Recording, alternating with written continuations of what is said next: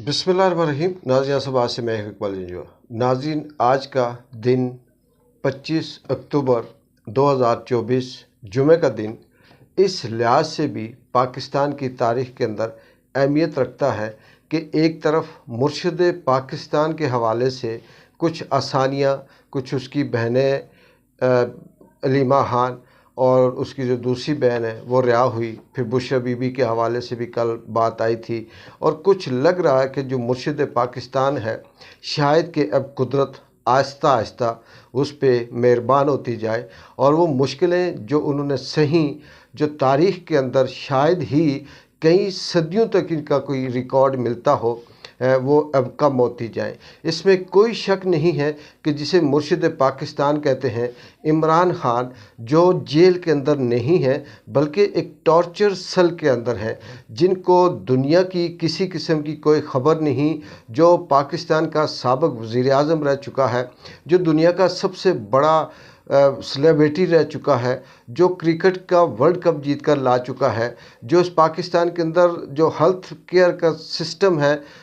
शौकत खानम का, वो network cancer का वो कायम कर चुका है, जिसने तालीम के अंदर भी, चाहे वो नवल यूनिवर्सिटी हो या अल कादर ट्रस्ट के हवाले से इस्लामिक रिसर्च पे जो यूनिवर्सिटी है वो हो, तालीम के अंदर भी वो अपना जो हिस्सा है इस मुल्क के अंदर सबसे ज़्यादा इसका है। और फिर वो शख्स जिसने इस मुल्क के अंदर गरीबों के लिए लंगर खाने खोले, क्योंकि ये बेकारी कौम थी, ज़ाहिर भूखी कौम थी, इनके लिए लंगर खाने थे। वो शख्स जिसने कोविड के अंदर 12-12 हज़ार बिला तफरीक लोगों को दिए, और वो शख्स जिसने करप्शन को ख़त्म करने के लिए, इस मुल्क में रूल ऑफ लॉ को कायम करने के लिए पिछले ना सिर्फ 22-25 सालों से बल्कि जब से उसने होश संभाला, वो अपने रूल ऑफ लॉ की बात करते करते यहाँ तक पहुँचा कि आखिर उसे फिर इस रूल ऑफ लॉ की जंग रियासत के उन ताकतवर हलकों से लड़नी पड़ी जो इस वक्त इस मुल्क के ऊपर 70 सालों से ख़ुद से काबिज़ हैं, और फिर वो ये समझते हैं कि हम ही रूल ऑफ लॉ हैं। आज मुर्शिद पाकिस्तान के लिए भी कुछ अच्छाइयाँ थी, लेकिन दूसरी तरफ जो मुजरिम पाकिस्तान है, आज का दिन इस लिहाज से भी पाकिस्तानियों के लिए अच्छा है कि वो मुजरिम पाकिस्तान फ़ाइज़ ईसा के आज तमाम तर अपनी फस्तायत के साथ नौसत, बर्बरियत, ज़िल्लत, रुसवाई, बदनीति, बेईमानी, जुल्म, बदनमाई के साथ, गैर इंसानी रवैये के साथ आज के दिन के बाद वो स्याह दब्बे के साथ तारीख़ का हिस्सा बन गया है। वो काजी जो शायद के बर्रे सगीर पाकिस्तान नहीं, जो शायद के हम बर्रे सगीर की तारीख़ भी अगर खंगालें तो कई सदियों तक हमें बर्रे सगीर की तारीख़ में भी ऐसा जालिम, ऐसा अंधा शख्स न मिले जो जस्टिस की सीट पे बैठकर इस तरह से इंसानी हुकूक की उसने धज्जियाँ बखेरी, इंसाफ को इस तरह से पाँव की जूती तले उसने यूं रगड़ा कि उसने बच्चों को भी उसके सामने अगवा किया गया, ख़वातीन को उसके सामने अगवा किया गया, घरों के अंदर चादर और चार दीवारी की पामाली का रिकॉर्ड तोड़ा गया, लोगों को ज़िंदा दफन कर दिया गया, लोगों के ख़ानदानों के ख़ानदान बर्बाद कर दिए गए, लोगों के कारोबार तबाह कर दिए गए, सहाफ़ियों को ज़िंदा उठाया गया, उनको मारा गया, सियासतदानों की ज़िंदगी और हयात जो अरसा है वो तंग कर दिया गया, यहाँ तक कि आम आदमी बोलने वाले के लिए भी ज़िंदगी तंग हो गई। उसमें शायर हों, वकला हों, डॉक्टर हों, इंजीनियर हों, मुल्की हों, गैर मुल्की हों, सिंगर हों, एक्टर हों, दुनिया के किसी भी मकतबा फ़िक्र से ताल्लुक़ रखने वाला शख्स इस मुल्क के अंदर अगर मुर्शिद पाकिस्तान की बात करता था तो ये मुजरिम पाकिस्तान उसे काल कोठरी में बंद कर देता था। और ये अल्लाह की तो बिल्कुल कुदरत का एक फ़ैसला है कि ना हमेशा उरूज रहता है, ना हमेशा ज़वाल। और इसी तरह से سیاہ رات بقول عمران خان کہ اس وقت زیادہ گہری ہوتی ہے جب کہیں نہ کہیں سے روشنی کی امید نظر آتی ہے۔ جس طرح سے جو نمائندے ہیں، جو سورسز ہیں، جو ویلاگر ہیں، جو بشرا بی بی کے حوالے سے بتاتے ہیں کہ کس طرح سے مینٹلی ٹارچر کیا جاتا تھا انہیں، اسی طرح سے عمران خان کو ٹارچر کیا جا رہا ہے۔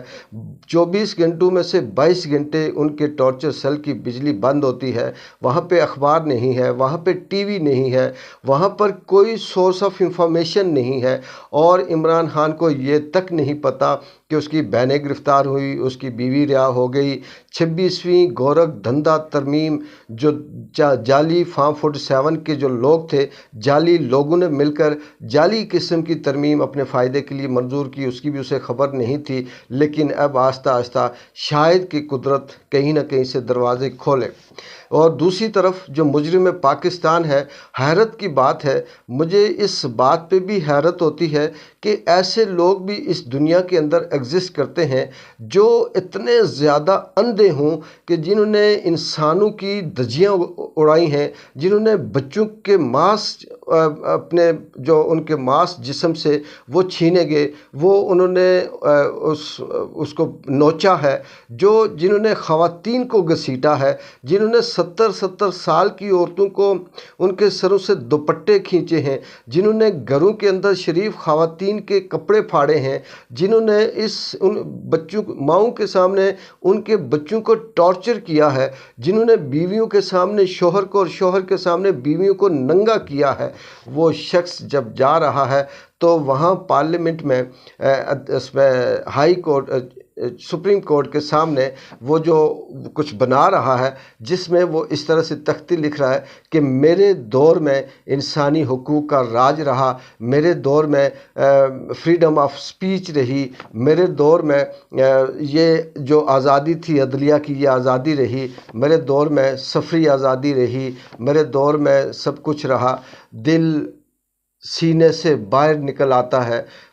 کلیجہ منہ کو آ جاتا ہے جب یہ باتیں سنتے ہیں کہ ایسا شخص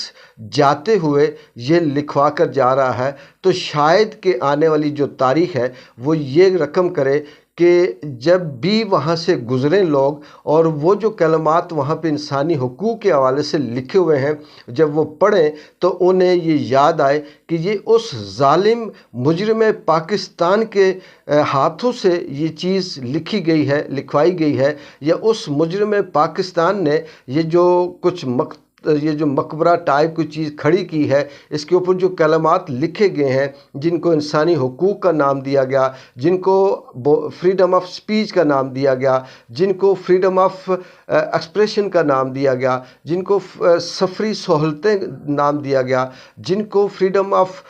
جرنلزم کہا گیا، یہ اس شخص نے لکھے ہیں، جو شخص شاید کہ اب ہم سالوں کی بات نہیں کرتے، جو شاید وہ شخص صدیوں میں اس بر صغیر کے اندر اس جیسا ظالم شخص کہیں نہیں ملتا۔ اس میں بار بار یہ صدیوں کے اندر ظالم شخص کی بات اس لیے کرتا ہوں کہ ناظرین آپ تاریخ کو کھنگالیں،